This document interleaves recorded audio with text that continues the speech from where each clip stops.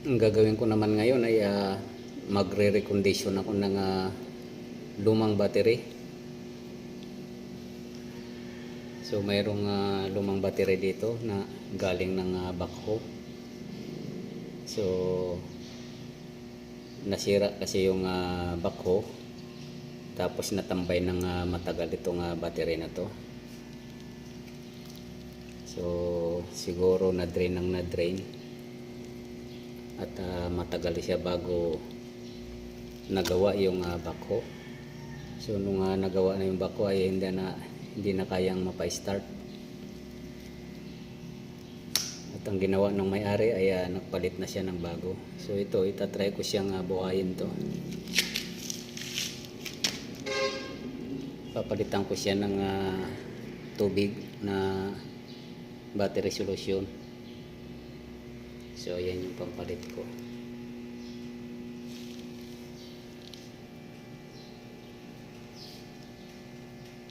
At saka i-charge ko siya ng buong maghapon.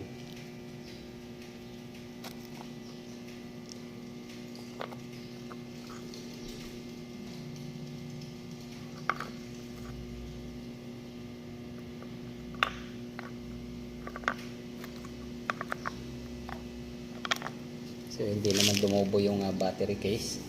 So wala siyang indikasyon na nag-overheat.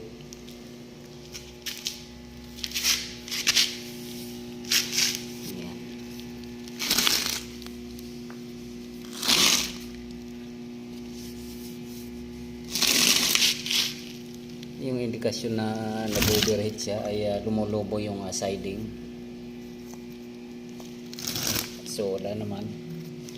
At chinik ko na rin yung nag-hydrometer test ako. So masyadong mababa lang talaga yung reading. Naka-indicate siya na low battery charge. Pero ang gagawin ko, dahil medyo matagal na, matagal-tagal na itong battery na to, so papalitan ko na siya ng panibagong battery solution para medyo babagsik siya, since hindi naman na siya under warranty. So kapag under warranty siya, huwag natin siyang palitan ng battery solution na bago, dahil dadalhin to sa pinagbilhan, i-check nila. Kaya hindi pwedeng magpalit ng battery solution na panibago. Bawal doon sa warranty department ng pinagbilhan ng battery. Pero kung out of warranty na siya, so pwede na natin palitan to.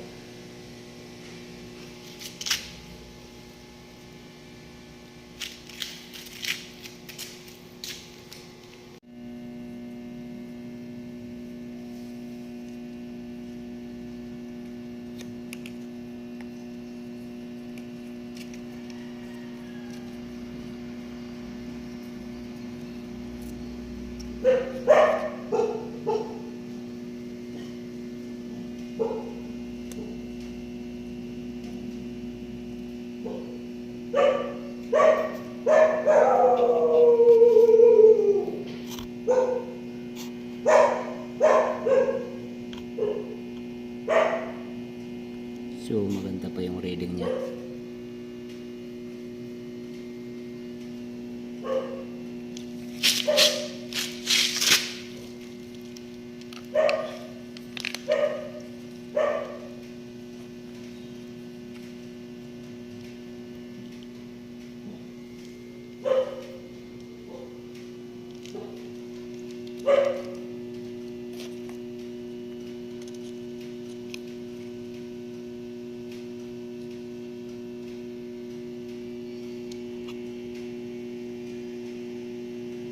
Yan o, 13 something.